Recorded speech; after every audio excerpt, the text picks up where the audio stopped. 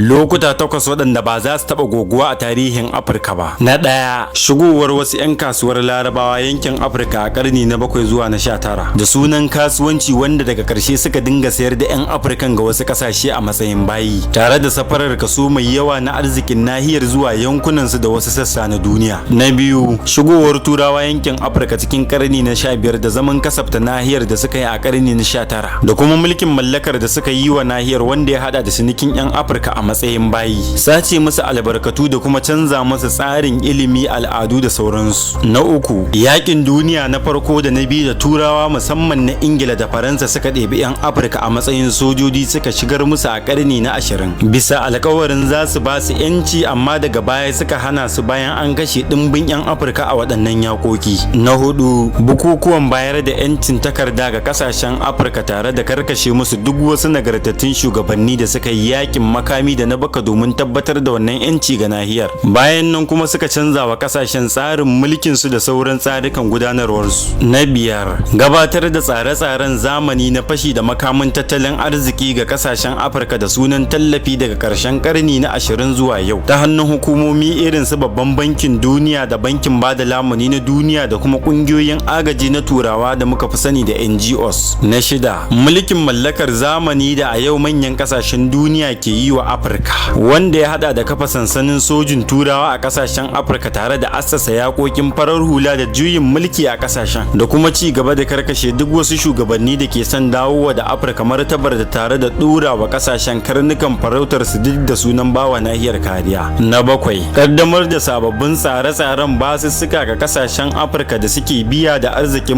ma'adanansu, kwakular bayanansu ta hanyar kafafen sadarwa da kuma tatse arzikin nahiyar ta hanyar kamfanonin waje, toshe hanyoyin kirkire-kirkire ga nahiyar tare da dora ta a tsarin shigo da kaya daga kasashen duniya da dai sauransu. Na takwas, yau da muke ciki da aka tirsasa wa matasan Afirka cire tsammanin kawo sauyi da dawo da martabar Afirka tare da zama 'yan kallo, da kuma sanya su gudu zuwa kasashen Turawa da Larabawa da sauran manyan kasashen duniya domin a ganin sa hakan ne kawai mafita ga rayuwarsu. Abin tambayar a nan shine, shin kuma masu sauraro a yau idan kuka samu dama za ku gudu ne ko kuma za ku tsaya domin bayar da gudunmawar ku don dawo da martabar nahiyar ku ta Afirka? Ku rubuta mana amsar ku a sashin tsokaci da ke kasa, sannan ku yada wannan bidiyo zuwa ga abokanan ku kuma ku dangwala masa alamar yatsa. Kada ku manta, suna na dan Afirka, an haife ni a Afirka kuma ina alfahari da Afirka, don haka ni ba zan iya guduwa na bar nahiyar Afirka ba.